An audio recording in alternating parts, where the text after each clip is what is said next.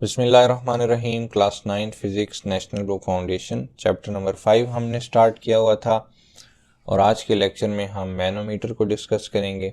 Manometer बच्चों एक ऐसी डिवाइस होती है जिसकी मदद से हम फ्लूइड्स में प्रेशर को मेजर कर सकते हैं। ठीक है, मैंने बार बार बताया है कि जब भी मैं कहता हूँ फ्लूइड्स, तो फ्लूइड्स में एयर भी शामिल होती है और लिक्विड भी शामिल होता है।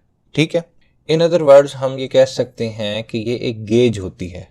ठीक है, जिसकी मदद से हम डिफरेंट फ्लूइड्स के अंदर मौजूद प्रेशर को मेजर करते हैं। और गेज क्या होती है? गेज वो डिवाइस होती है जिस पे आप डिफरेंट किस्म की फिजिकल क्वांटिटीज़ को मेजर करते हैं, जैसे कि टेम्परेचर है। ठीक है, उसके बाद आपके पास स्पीड है, जो आप गाड़ी के स्पीडोमीटर के ऊपर रीडिंग्स देखते हो, वो क्या होती है? वो गेज होती है। ठीक है, तो मैनोमीटर भी इस तरह की एक गेज है जो प्रेशर फाइंड आउट करने में हेल्प आउट करती है। उसके बाद यहाँ पे आपको बताया जा रहा है कि जो मैनोमीटर है वो डिफरेंट किस्म के लेबोरेटरी एक्सपेरिमेंट्स में यूज़ किया जाता है to demonstrate the pressure of air on a liquid column और vice versa. Pressure of air on a liquid column का बच्चों क्या मतलब है? लिक्विड कॉलम मीन्स कोई भी कंटेनर है या कोई भी ट्यूब है जिसके अंदर आपके पास लिक्विड फिल्ड है। ठीक है, ये है लिक्विड कॉलम। अब बच्चों आप देखो, फॉर एग्जांपल ये एक कंटेनर है अगर, तो इसके ऊपर एयर मौजूद है। यहाँ पे क्या है? एयर मौजूद है। तो एयर पार्टिकल्स क्या कर रहे हैं? प्रेशर एक्सर्ट कर रहे हैं इस फ्लूइड की सरफेस के ऊपर।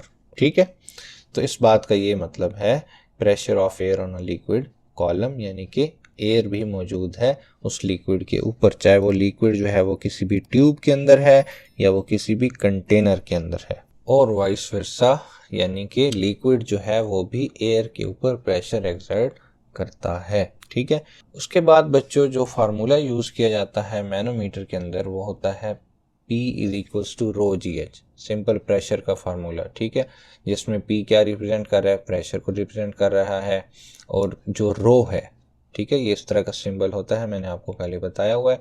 ये डेंसिटी ऑफ द फ्लूइड को रिप्रेजेंट करता है। डेंसिटी डिफरेंट फ्लूइड्स की डिफरेंट होती है, जैसे कि वाटर की कुछ और है, मरकरी की कुछ और है, ऑयल की कुछ और है। ठीक है, तो उसके बाद जो जी है वो सिंपल ग्रेविटेशनल एक्सेलरेशन है जिसकी वैल्यू 9.8 होती है। और एच जो है वो हाइट को रिप्रेजेंट करता है कि मैनोमीटर की ट्यूब्स के अंदर जो फ्लूइड्स का लेवल था वो कहाँ तक राइज हुआ है। ठीक है, उसके बाद ये आपके पास टाइप्स हैं, 3 टाइप्स हैं। इसको कहते हैं यू ट्यूब मैनोमीटर, ये है वेल रिजर्वायर मैनोमीटर, और ये है इंक्लाइन मैनोमीटर। इनकी जो वर्किंग है वो आपकी बुक में डिस्कस नहीं की गई, बल्कि जनरल मैनोमीटर की वर्किंग जो है वो डिस्कस की गई है। तो यहाँ से लेके यहाँ तक आपके पास क्या है?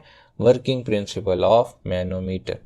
वर्किंग प्रिंसिपल क्या है कि एक एंड जो है, आप यहाँ पे देखें, सबके दो दो एंड्स हैं, इसके भी दो, इसके भी दो, इसके भी दो, इसके भी दो, इसके भी दो। ठीक है, तो एक एंड जो है उसको हम अटैच कर देते हैं सील टाइट गैस से।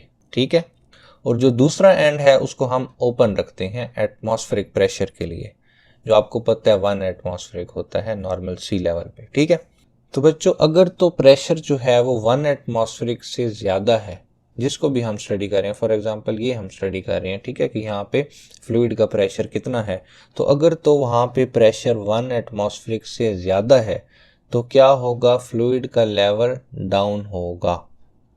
ठीक है, ऊपर प्रेशर ज़्यादा है ना, तो फ्लूइड का लेवल क्या होगा? डाउन होगा।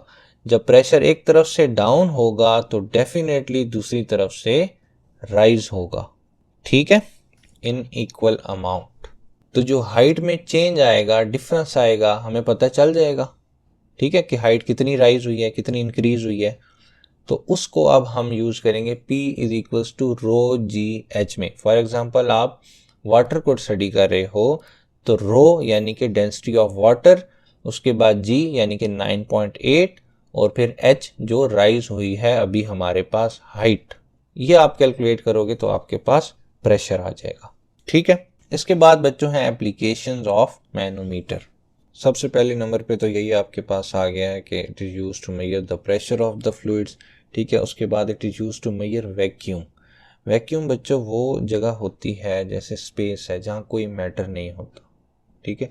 जब कोई मैटर नहीं होता यानी कि एयर नहीं होती, पार्टिकल्स नहीं होते, तो फिर उनका प्रेशर भी नहीं होता। जब वो नहीं होता तो पता चल जाएगा। मैनोमीटर क्या मेजर करेगा? कुछ भी नहीं मेजर करेगा। मैनोमीटर के अंदर कोई भी लेवल इंक्रीज नहीं होगा, डिक्रीज नहीं होगा, ठीक है। फिर it is use to measure the flow of the fluid, कि कोई भी लिक्विड है या कोई और चीज़ है वो किस तरह से फ्लो कर रही है। तो उसके लिए आपके पास इक्वेशन ऑफ कॉन्टीन्यूटी, और आगे जब आप फर्दर आगे स्टडी करोगे तो आप चीज़ें सीखते चले जाओगे। फिलहाल आप इसको एप्लीकेशंस के तौर पे ही याद करो, ठीक है। It is use to measure the filter pressure drop of the fluids, जैसे कि अगर कहीं पे फिल्टर लगा हुआ है, ठीक है, तो अगर तो फिल्टर डर्टी है, क्लीन नहीं है, तो जाहिर सी बात है फ्लूइड का प्रेशर जो है वो डिस्टर्ब हो जाएगा, ठीक है। तो वो भी मैनोमीटर की मदद से पता चलाया जा सकता है। उसके बाद नेक्स्ट है कि it is use for meter calibration. Calibrations का मतलब ये होता है बच्चों कि आपके पास जो मेजरिंग इंस्ट्रूमेंट्स हैं, आप देखते हो कि क्या ये हमारे पास एक्यूरेटली वर्किंग कर रहे हैं या नहीं, ठीक है। इनमें किसी किस्म का कोई एरर तो नहीं है, क्या ये ख़राब तो नहीं है, ठीक है। जो हमारी रिक्वायर्ड आउटपुट है, हमें चाहिए इनसे जो हम काम लेना चाह रहे हैं, वो ये ठीक ठीक कर रहे हैं या नहीं कर रहे, ठीक है। बाज़ दफ़ा होता है ना आपके पास जो भी इंस्ट्रूमेंट्स हैं, थर्मोमीटर है या कोई और चीज़ है, वो रीडिंग सही नहीं दे रहा होता, ठीक है। तो इस तरह से इश्यूज आ सकते हैं आपके पास इंस्ट्रूमेंट्स में। तो कैलिब्रेशन वो प्रोसेस है जिसमें आप इंश्योर करते हो कि आपका जो इंस्ट्रूमेंट है वो प्रॉपरली वर्किंग कर रहा है, ठीक है।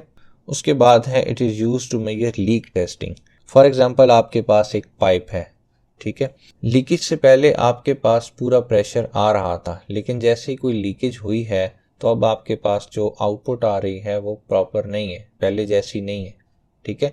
तो ये भी आप मैनोमीटर की मदद से पता चला सकते हो। उसके बाद सबसे लास्ट में है कि it is also use to measure the liquid level present in the tank, कि कोई भी आपके पास वाटर टैंक है या कोई भी लिक्विड का टैंक है, उसके अंदर कितना लिक्विड प्रेजेंट है, उसका लेवल क्या है, ये भी आप मैनोमीटर की मदद से पता चला सकते हो, ठीक है। उसमें फिर देखा जाता है कि हाइड्रोस्टेटिक प्रेशर कितना अप्लाई हो रहा है, उसको मेजर करके हम उसका लेवल पता करा सकते हैं लिक्विड का किसी भी टैंक के या कंटेनर के अंदर, ठीक है। तो यहाँ पे बच्चों हमारा आज का लेक्चर ख़त्म हो गया है। नेक्स्ट लेक्चर में हम इंशाल्लाह difference between manometer and barometer को डिस्कस करेंगे। तो नेक्स्ट वीडियो में मिलते हैं, तब तक के लिए अल्लाह हाफिज़।